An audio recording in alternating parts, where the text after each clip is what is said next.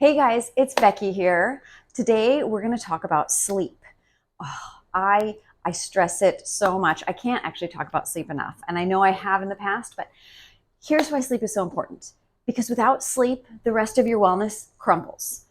We talk about getting exercise and eating right and making sure you're not working at your job too much and de-stressing and having a purpose and making sure you get some vitamin D. All of these things that make up your wellness, your sleep is the foundation for all of those pillars. So without quality sleep, all of those things start to waver, which is why I talk about it so much. And today I want to bring to you a bedtime routine that optimizes your sleep. And with optimal sleep, then it means it optimizes your day. And who doesn't want that, right? All right, so here we go. 1 hour before bedtime, turn off all electronics, phones, laptops, televisions, all of it. The reason being, all of these have blue light. We've heard of the blue light screen and stuff. That blue light inhibits your body's ability to make melatonin. It's stimulating, and an hour before bed is not when you want to be stimulated.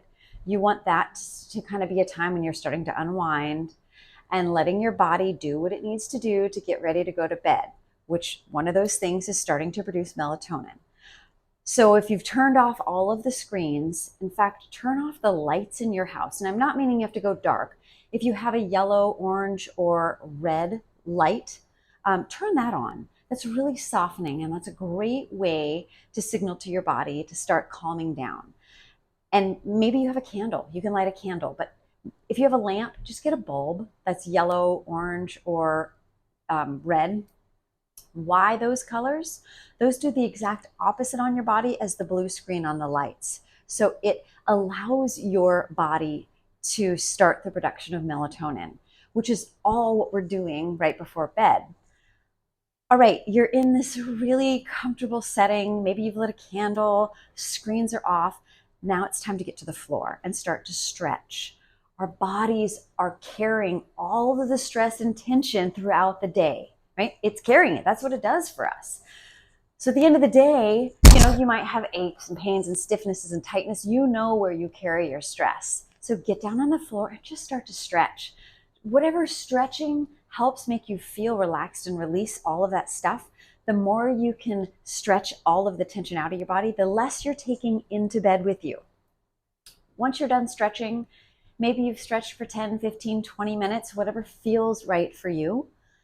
Then it's doing all the bedtime routine, flossing, brushing, washing your face, do those things that are necessary.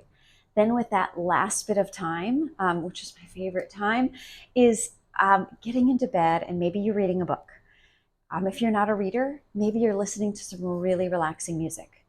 Maybe you're journaling. Whatever it is, that's your last little downtime that's really quiet and calm before your body drifts off into sleep. And a couple of things for those readers out there. If you are reading, make sure you're not undoing all this work we've done by reading on a blue screen. So I read on a Kindle, but I have the Paperwhite Kindle, and it looks just like a book, right? All it does is has a book on it. If you have one of the Kindles that accesses the internet, or you can download apps, I would encourage you not to use that at bedtime because there's that blue screen on it. But the good news is that you can read a regular book, and you can get one of these great little book lights that charges, so you don't have to waste a battery. But I got these for everyone in my family last year in our stocking, and it's an amber light. So when I turn it on, if you can tell, that's kind of an orange-yellow glow, which is what I was talking about before. It's great for promoting your body's ability to make melatonin. Getting that and just reading a good book with that is great. The other thing that I love to do, and I encourage everyone to do, is lavender oil. So we've heard lavender. I think by now we all know that lavender promotes calmness, which is great. But one thing you may or may not know is that the essential oil lavender also naturally encourages your body to produce melatonin. All of these things we're doing is just helping support your body do what it already knows how to do. You may squirt it. Some people put it in like a spray bottle and spray it around. I have one of those salt rock lamps that has the essential oil warmer on the top. So I just drip a few drops of lavender oil in that and allow it to permeate my room as I'm reading and getting ready to go to bed. The one thing, maybe now is a good time to kind of talk about melatonin really quick, because I know we've all heard about it. We've heard about melatonin supplements. And I've heard people, I know people that say, oh gosh, I'm so stressed, I'm so busy throughout the day, it's so hectic that I just pop a couple melatonin pills so that I can sleep better. Okay, I'm not gonna get started on our culture of pill popping. That's not my purpose today. That might be another video down the road, but today we're talking about sleep. And in order to get the best sleep, you have to do the work. Let your body do what it's designed to do. Don't just pop a couple supplements, go about your day, and think that's going to help you sleep better. Start an hour before bedtime. Allow yourself to do the things. Your body will produce melatonin. It's a hormone that our bodies are meant to produce. It's not something we need to ingest from the outside. We support it by turning down the lights, by adding essential oils, by calming the environment. Trust me, if you do that consistently, your body will produce. And why do we need melatonin? Melatonin helps you fall asleep, but it also helps you stay asleep throughout the night. So when you're producing enough adequate melatonin, you fall asleep quickly and you're not waking up, disruptive sleep very much. So that's the importance. That's what all of this is about, right? Here's what my suggestion, my gift to you is to try this bedtime routine for 30 days. Okay, see, and you might experiment, you might toy with it a little bit, take what resonates, leave the rest, but commit to it. Commit to this for you for a month and see how you feel. And for those that are on the go from sunup till sundown, and you're juggling kids and work and activities and all of these other things, I hear you and I know you're busy. However, this is for you.